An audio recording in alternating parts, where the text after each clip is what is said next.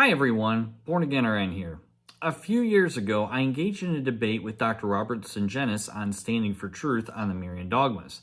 During my debate, I had stated that not all early Christian writers believed in the much later dogma of the perpetual virginity of Mary, and by early Christian writers, this refers to men who wrote during the early Christian era, but not necessarily Orthodox Christians, which is why I mixed early Orthodox church fathers such as Irenaeus, Hegesippus, and Victorinus of Patau with non-Orthodox writers such as Helvidius, Jovinianus, and Tertullian, all who denied this dogma. In this video, you can hear William Albrecht daring me to provide evidence that Tertullian denied the perpetual virginity of Mary, and then William stated when Tertullian wrote the text about Mary, quote, "It was after he left the church." Steve, I dare you to come on and show me that Tertullian denied the perpetual virginity of Mary. I dare you. I know all of the texts. I've looked at them in the Latin. I've talked to Latin scholars. I dare you.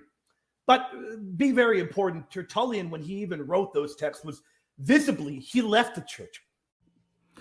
Under the article Devotion to the Blessed Virgin Mary Down to the Council of Nicaea in the Catholic Encyclopedia written by Herbert Thurston on EWTN, the Global Catholic Network website, he states, quote, "Writers like Tertullian, Helvidius, and possibly Hegesippus disputed the perpetual virginity," end quote.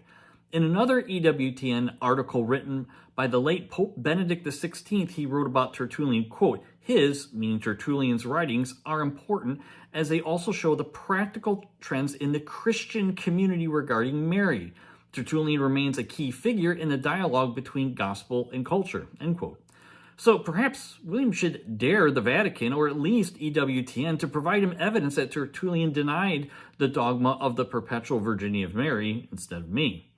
William then falsely accused me of referring to Jovinianus and Helvidius as quote-unquote Christian church fathers who were condemned, even though I called them early Christian writers in my opening, not Christian church fathers. Yes, we're hearing about Christian church fathers, and look at who he brings up. Jovinianus and Helvidius. Two Arians that were condemned were one church. And that one church that was united, Tertullian visibly left to follow a heretical Montanist group. But what's more interesting is that William stated in this clip that Tertullian had visibly left the church, indicating Tertullian was not an early church father, but a heretic, since he later joined a Montanist cult. Yet Tertullian, as well as Origen being heretics, was not the view of William, who called them early church fathers on his own channel. You can see this in the screenshot I took from my personal text with William back in 2019, which is then followed by a conversation William had with a former Protestant turned atheist, Robert Price, on the YouTube channel The Bible Geek, which is also on William's channel. You can hear William rebuke people who deny Tertullian is a church father, stating, quote-unquote, "You're going too far there," and even adds, quote-unquote, "Origen gets bad slack," who is also condemned as a heretic in the Roman Catholic Church, which William adds is, quote-unquote, "undeserved." William then agrees with Robert Price that Tertullian was part of the, quote-unquote, early church, and then compares him with the other fathers and includes Tertullian among the, quote-unquote, church fathers.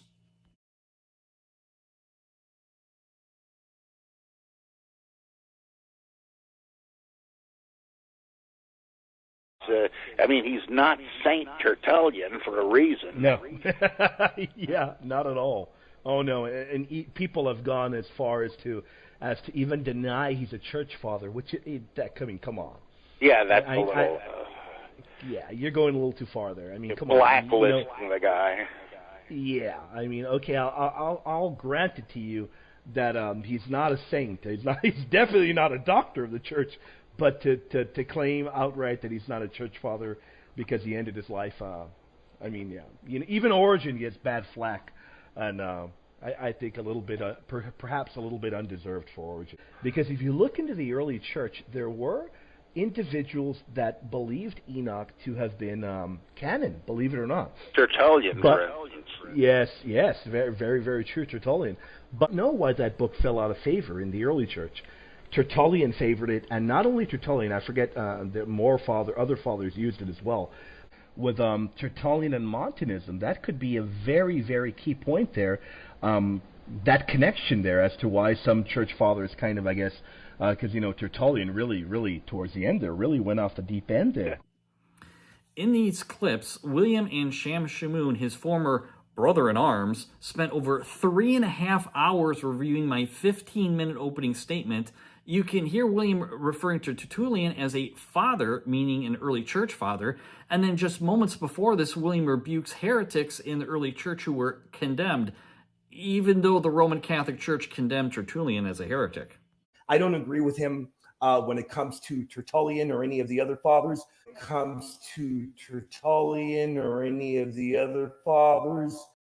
A few moments ago. And the evidence of Jovinianus or Jovinian being a heretic is voluminous. There's a lot of that evidence. So we have tons of evidence of these people. They're heretics. They were condemned in the early church. They were condemned as heretics. They never had their own feast day. Now, why is that? Because they didn't make the cut. So we know very well as contemporaries condemned them. So when you have people like Christie pointing to them, I guess, as evidence of denying something about Mary, it really doesn't impress me. I don't agree with him when it comes to Tertullian or any of the other fathers.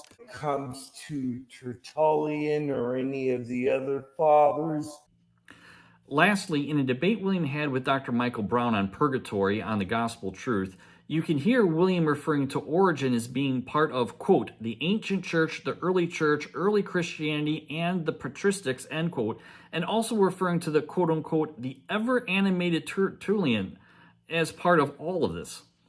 Indeed, we will look at the way the ancient church unanimously interpreted 1 Corinthians 3. There is not one exception. Through fire that is purifying is Paul's message here. We see the clear distinction between the man that receives his eternal reward and the one that is destroyed. The man in verse 17 receives the final destruction, which is eternal damnation. Ludwig Ott is very clear when he says, tradition abounds in testimonies in favor of the doctrine. The early church was unanimous in their interpretation of 1 Corinthians 3. The earliest interpretations of this verse, all interpreting it in the very same manner, in a purification sense. So powerful a belief in early Christianity that the patristics speak aloud and clear about purgation of the afterlife. Clement of Alexandria is able to tell us, the great leader of the catechetical school of Alexandria, these punishments cease in the course of the expiation and purification of each one. He's talking about the afterlife. This in regards to a person who still needs certain sins cleansed in the afterlife. He must, as Clement tells us, writing in the pre-Nicene era, undergo purification, purging. Origen tells us that this purificatory fire prepares the soul for heaven. Turning to the ever-animated Tertullian, we see that he viewed purgatory as a waiting place, a place that at times he labeled the underworld. What about the ancient church, who in unanimity, the early fathers, interpreted 1 Corinthians 3 in a purification manner? Every single one, from Cyprian of Carthage and onward, Origen, Clement of Alexandria. What about that? If you're claiming, you're calling it a Catholic interpretation, what about that ancient interpretation we find unanimously in the fathers? Yeah, off topic. So I agree with you, Dr. Brown. Billions of people are definitely exceptions. This is what the church has always taught. Augustine taught it. Origen taught it. The fathers are unanimous on that. Of course a man goes through the fire. How on earth are we told, well, he doesn't go through the fire? How is he saved? We're literally told, as through fire. Cyprian of Carthage interpreted it that way. Origen, Jerome, Basil the Great, Ambrosiaster, Ambrose, John Chrysostomos, Augustine, Ephraim. These are great fathers from the...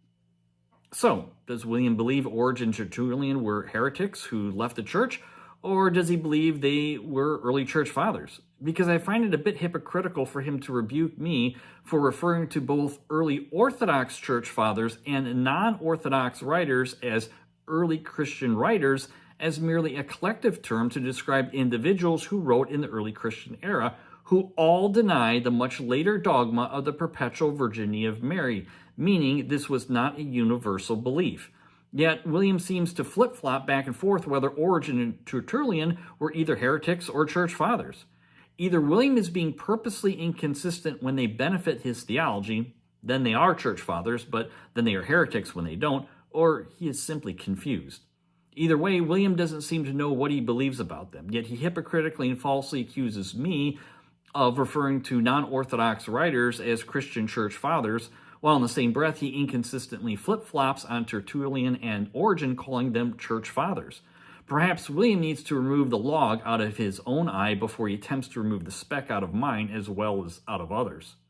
But to quote a Roman Catholic who goes by Angel, who recently posted on my channel, quote, "I'm Catholic, and William has some of the worst behavior I've seen online, next to his former best friend Sam Shamoon. The sooner these people are shunned from Catholic spaces, the better it will be for us, because they're just making us Catholics look bad and leading poorly formed people astray into thinking that behavior is appropriate for a Christian," end quote. Angel, if you are watching this, I couldn't have said it any better. If you'd like to know why I refuse to debate or even engage with William, which even Angel and other Roman Catholics like Sam Shamoon can clearly see why, click the link on the screen or in the description below this video.